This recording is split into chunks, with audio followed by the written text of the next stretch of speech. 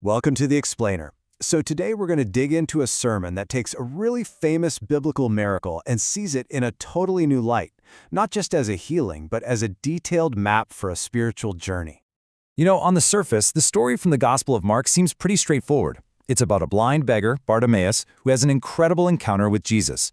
But, get this, according to Dr. Joel Beeke's sermon, which is our source material for this whole explainer, the real key to understanding everything is tucked away in those last few words, and follow Jesus in the way. So the argument here is that this story is so much more than just a guy getting his sight back. It's actually being presented as a case study of conversion, like a blueprint for how real spiritual change actually works. Okay, so how does the sermon build this case? Well, it all comes down to a single powerful word. It zooms in on the moment Jesus heals him. When he tells Bartimaeus, "Thy faith have made thee whole," that original Greek word for whole is absolutely central to the entire argument. And this right here, this idea of a well-rounded wholeness, that's the key that unlocks the whole thing. It becomes the lens for the entire story. From this perspective, every single action, every word, is suddenly loaded with symbolic meaning, describing two realities at once, a physical one and a spiritual one. Okay, let's dive into this. All right, so the sermon breaks this whole journey down, right? And the first part is all about Bartimaeus' desperate situation. He's presented as a symbol of a much deeper, more universal spiritual condition. And check this out. The sermon draws these incredible one-to-one parallels. His physical blindness, that represents a spiritual blindness to the truth. His poverty isn't just about not having money. It's about a profound spiritual poverty that comes from being without God. And his begging for coins becomes this powerful metaphor for a soul that's begging for mercy. So you see, from this point of view, Bartimaeus isn't just some guy on the side of the road. No, he's a stand-in for anyone who's in that state of deep spiritual need, totally unaware of their condition, with no real peace, and completely unprepared for what lies ahead. Okay, so we've established the need. Now we get to the turning point, that moment where desperation finally turns into action. But of course, it's not that easy. That action faces immediate opposition. Imagine it. He hears that his one chance, his only hope, is literally walking past him. So he cries out for mercy. But look at what the crowd does. They try to shut him up. But the sermon makes a huge point of this. He doesn't care. He's so desperate, he just gets louder. His need is way too big to be shamed into silence. And then comes this line. Just 4 words, and it is a showstopper.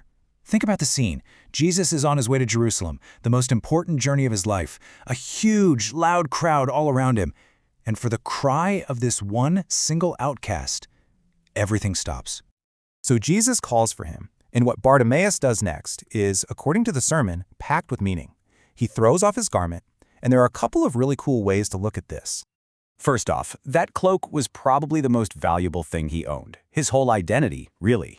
Tossing it aside, that's like saying, I'm giving up everything to get to him. And then there's the urgency.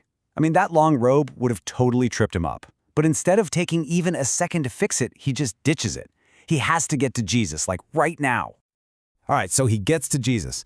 And when Jesus asks him what he wants, Bartimaeus uses this very specific, very special title, Rabbononi. Now, this word is super rare, and the sermon argues its use here is a massive clue about the kind of faith he has. Right, so the big takeaway here is that Rabboni is not just, hey teacher, not at all. It's way more intimate. It's like calling someone your beloved, divine master. So the argument is, by using this one word, Bartimaeus is basically saying, I'm not just here for a healing, I'm here to give you my entire life. Okay, so that brings us to the final act. He gets the miracle.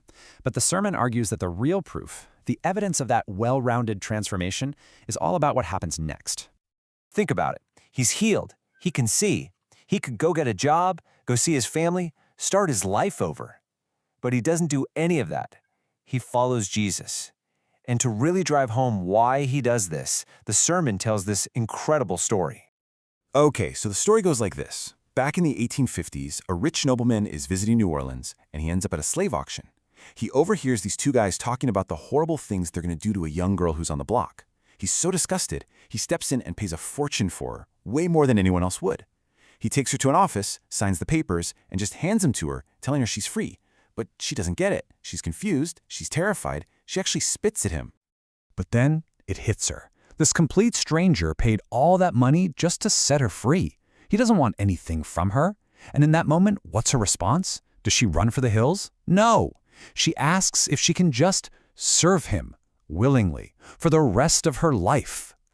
And that is the picture the sermon paints for why Bartimaeus follows Jesus. It's not a duty, it's not an obligation, it's this overwhelming, joyful, I can't do anything else kind of response to being rescued from something way, way worse than just being blind. So if you step back and look at the whole thing, the sermon lays it out as this really clear three-stage journey.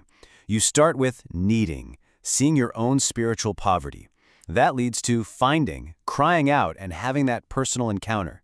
And the result? It's following, a whole new life of just grateful surrender. So in the end, what this whole interpretation does is it kind of challenges us to look at these familiar stories and see if there's more going on under the surface. It asks us to consider that maybe, just maybe, these ancient accounts aren't just history. Maybe they're also maps, timeless blueprints for the human experience, showing a path from a place of desperate need to a totally new way of living.